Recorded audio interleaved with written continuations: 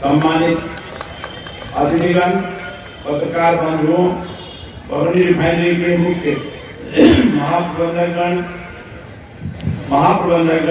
विभागीय प्रमुखों, commandant CISF, IOA एवं डीजीओयू के सम्मानित प्रतिनिधिगण, सीआईएसएफ एवं डीजीआर के जवानों, स्टेडियम में उपस्थित अन्य अधिकारी एवं कर्मचारीगण एवं प्यारे बच्चों, आप सबको 73वें गणतंत्र दिवस की हार्दिक शुभकामनाएं।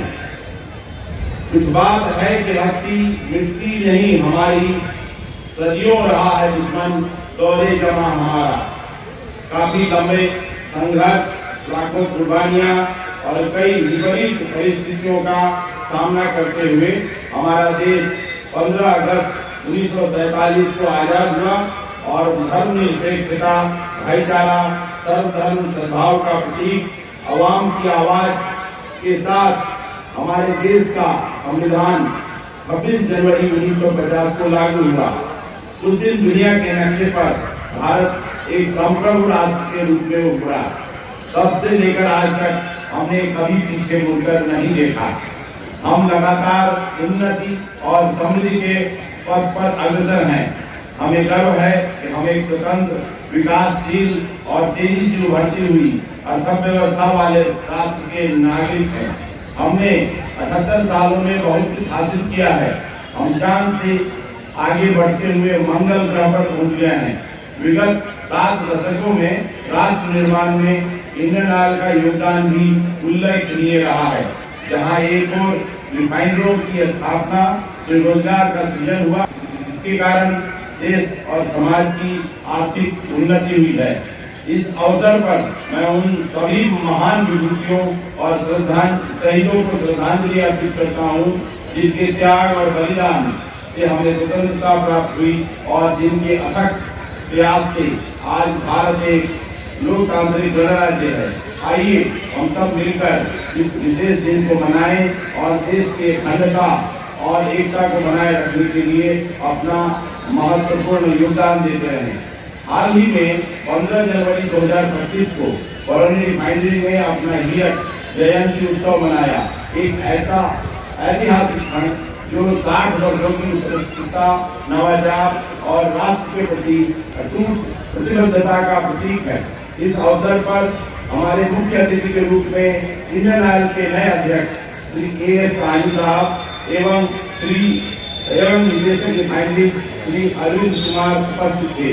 इस अवसर पर श्री साहनी द्वारा बरौनी रिफाइनरी द्वारा निर्मित अत्याधुनिक बरौनी रिफाइनरी एक्सपीरियंस सेंटर, दृष्टिपथ, data centre, coffee table book आदि का उद्घाटन किया।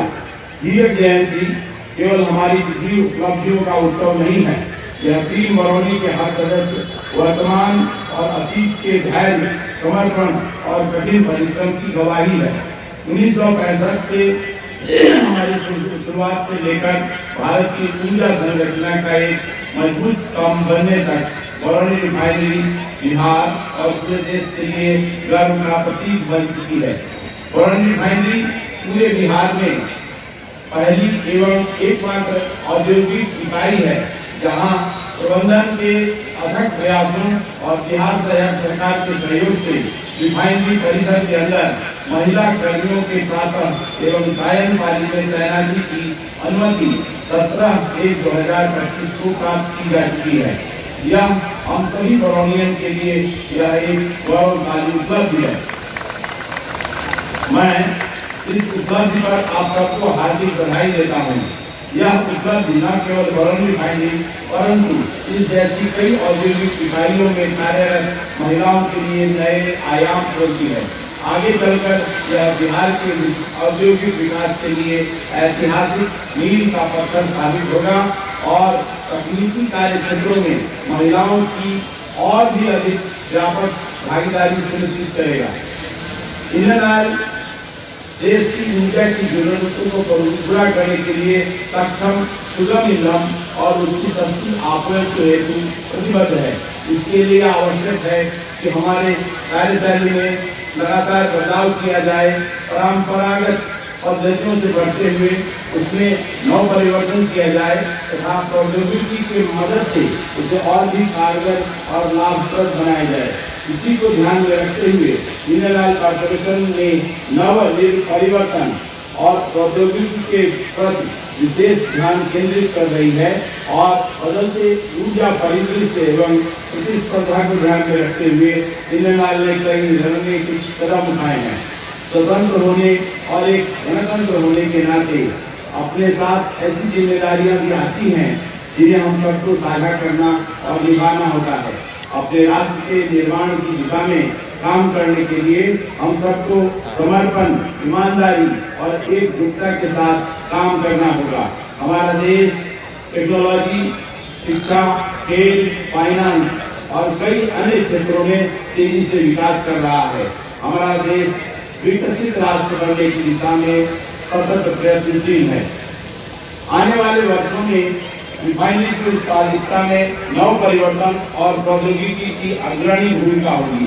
सभी कारोबारी गतिविधियों में सुरक्षा, स्थायित्व और पर्यावरण सुरक्षा को ध्यान में रखते हुए हमें नई पद्धतियों और तकनीकों को अपनाना है।